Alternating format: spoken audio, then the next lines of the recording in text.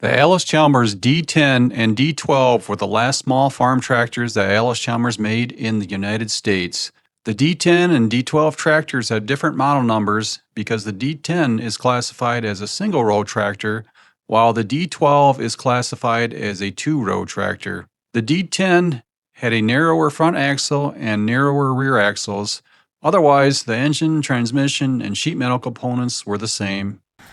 In this video, we're going to look at a Series 3 D12, but first we're going to talk about some of the history on these little tractors along with some of their specifications. This tractor is what Allis called a Series 3, which has all the latest improvements and features that were built into these little tractors. First, let's start it up and drive it outside to get a better look at it.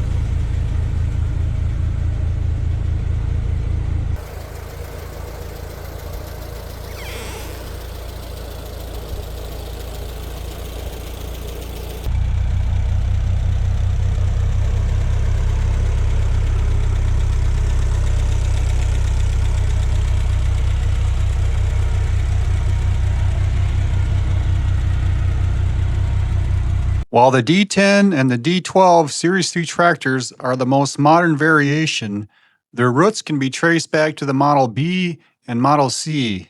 The Model B first came out in 1938 as a one-row tractor. This was the forerunner to the D10.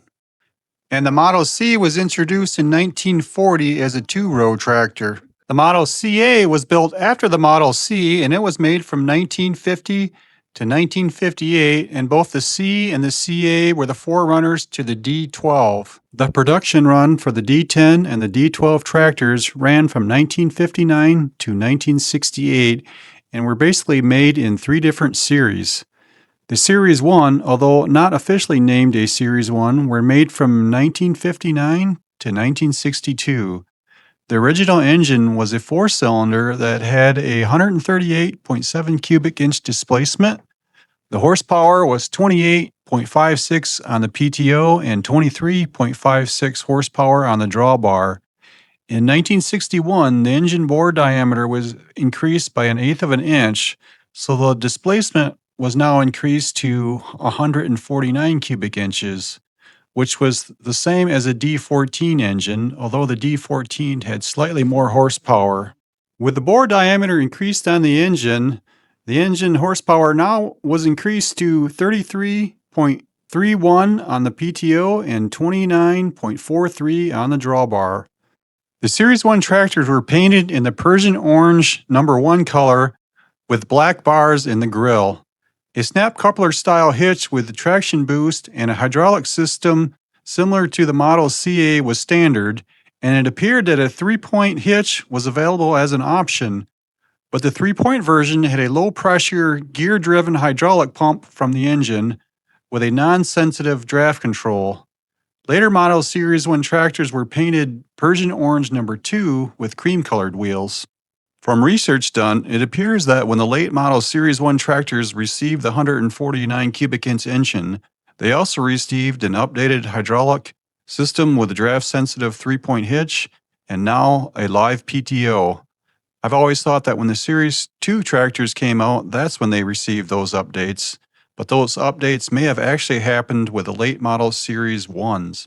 With an increase in power, independent power takeoff, and improved hydraulics, these little tractors were brought up to fairly modern standards and technology, so in 1963 a Series 2 designation was added. However, no other significant mechanical changes occurred at this time. A Series 2 decal was now added to the side panel below the gas tank. Before we move on to the Series 3, I just wanted to note that you see these two pictures here of a D10 and a D12. These were available in a high clearance version. They had larger diameter rear wheels, and then the spindle tubes on the front axle were taller on them as well. I believe they made them in all three series. And last but not least, our feature tractor, the D12 Series 3. The Series 3 tractor had some appearance changes. The muffler was now oval shaped, the headlights were now mounted on the fender, a mid-mount lift system was now available as an option, the hydraulic controls had been updated and were similar to the 100 series of tractors, but one of the most significant changes was the optional range transmission.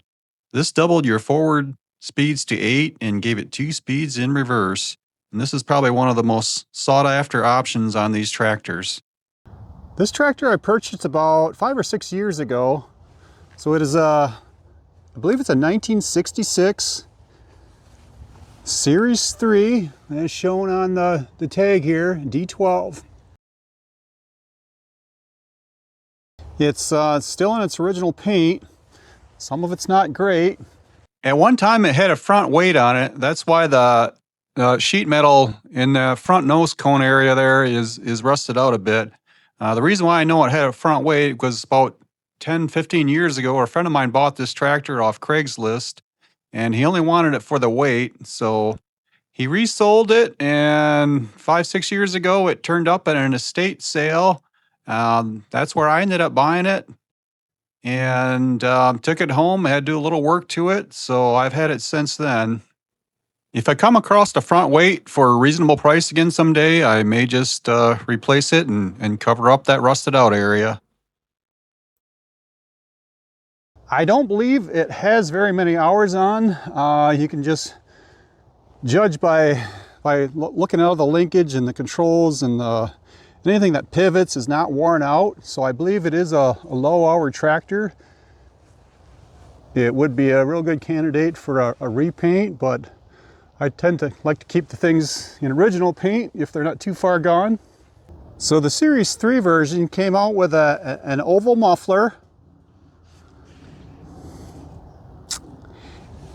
It had headlights mounted on the fenders, and the hydraulic controls had changed. The levers here are similar to a 100 series tractors or a Series 4 D17. So that has all been changed around with the Series 3. And one unique thing that was only an option on the Series 3 is a high-low range. Right here's a lever for that. Let's get a better view of that. So this was an option. Not all D-Series 10s or 12s had this on in the Series 3. So right now, if you push the lever forward, it would be in high range. Pull it back, you're in low range. So you've started with a standard 4-speed transmission. You've doubled it to 8 speeds now. And here's what the shift pattern would look like.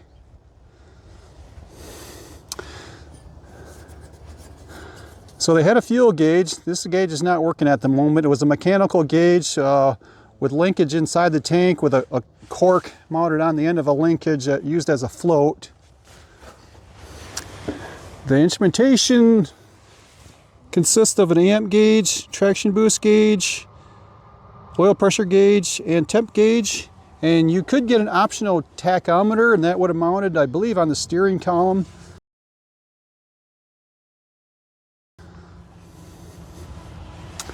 They had a toolbox, a seat that flipped up, and it had a suspension seat.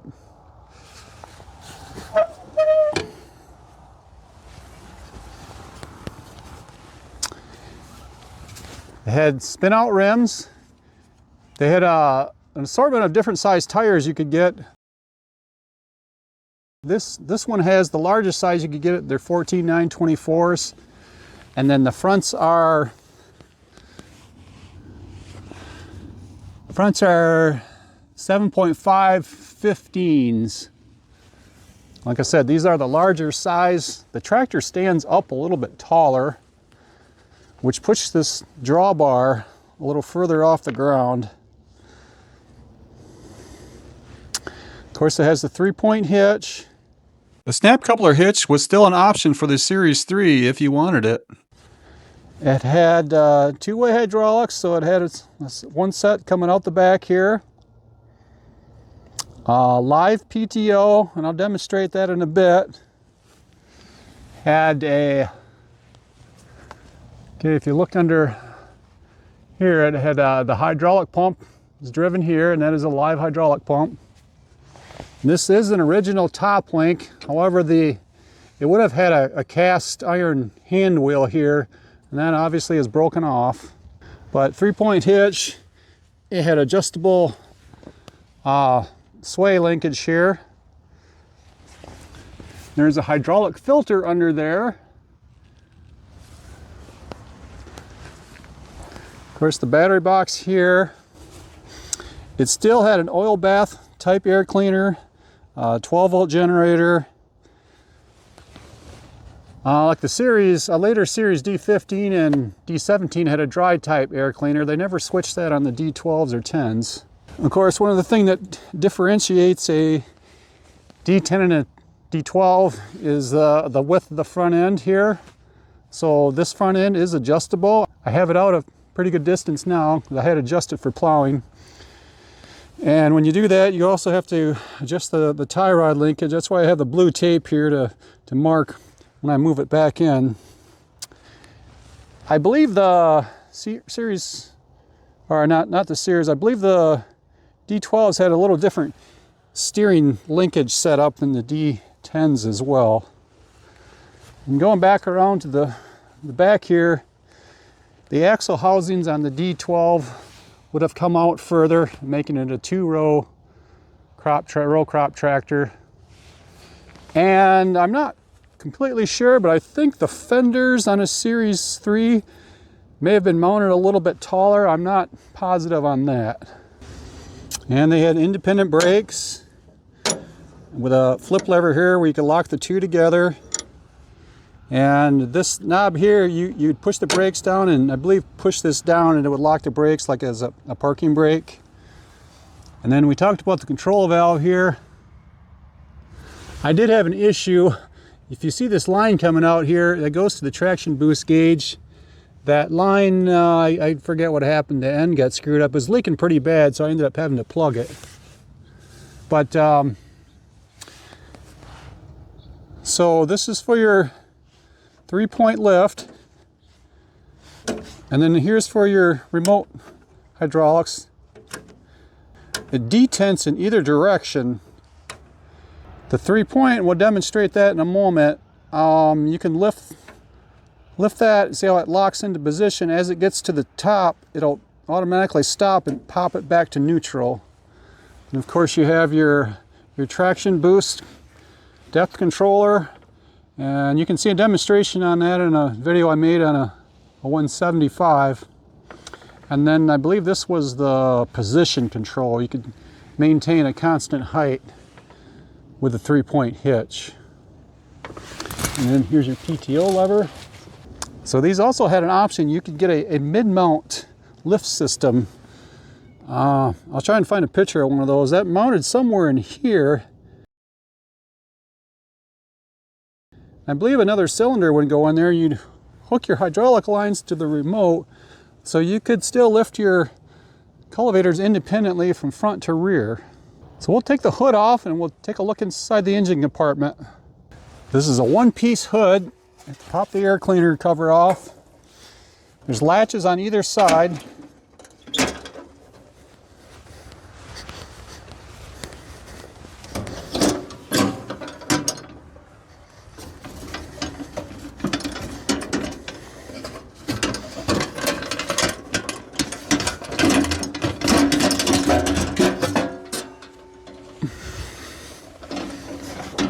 So here's a little closer up view of the engine. First I mentioned it has a 12-volt alternator.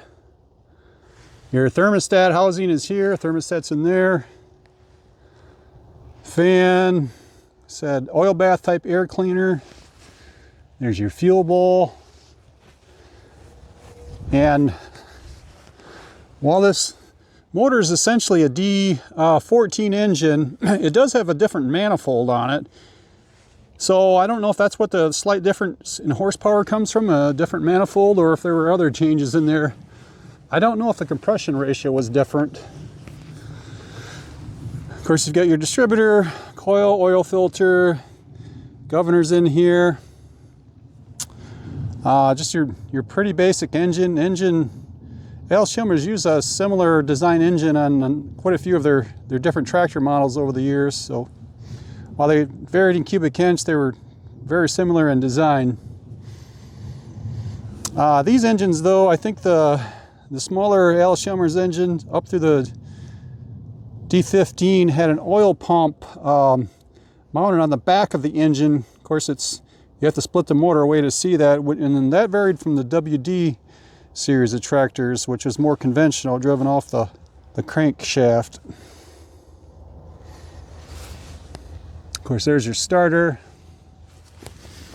And then underneath, you can look at the linkage for the 3-point. This has a torsion bar that connects to the 3-point arms, and that torsion bar goes up through linkage up into your levers there to control the hydraulics, which operates your draft control. So if you want to see a description on that, look on, I'll set up a link to this video here. The D15 used the same 3-point hitch arms, which were fine for this tractor, but the D15, I think they were a little light. Of course, you can adjust here, you move the arms up and down. Each side you can do independently. So we'll start it up a minute. I'll give a demonstration of the 3-point hitch and the live PTO.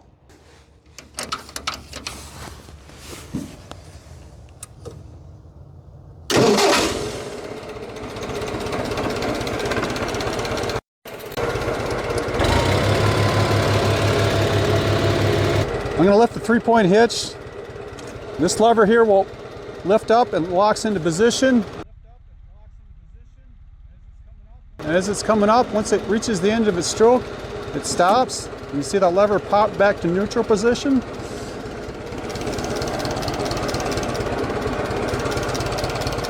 So, really smooth running little engine.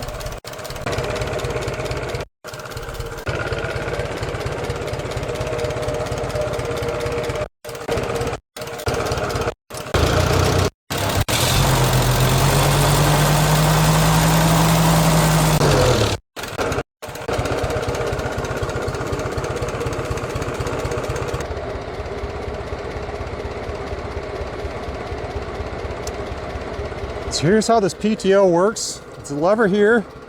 You push it to this side, pull it forward, and then when you pull it back all the way, it acts as a brake as well. Let's take the tractor for a little ride. These were nice little tractors, especially the Series 3 with a high and low range transmission. The original 4 gears were just cut in half, which made certain tasks like rototilling and snow blowing much better. The modern hydraulics and independent or live PTO were nice features that are still relevant today. These tractors never had a diesel engine option. At the time these tractors were produced, it just wasn't cost effective for Allis Chalmers to develop a small diesel engine. And by this time, many U.S. manufacturers started importing their small tractors from Europe and then from Japan. I don't believe these tractors came from the factory with power steering. However, a friend of mine has a D12 Series 3 high crop tractor with power steering, and it looks to be made from original factory components. So it's possible that a dealership could have added power steering. Industrial models built off the D12 platform did have power steering, so I would imagine you could put together some components from an industrial. Also, at the end of this video, I'll post some specs from the operator's manual. If anyone would like to look at them, you can just pause the video to look them over.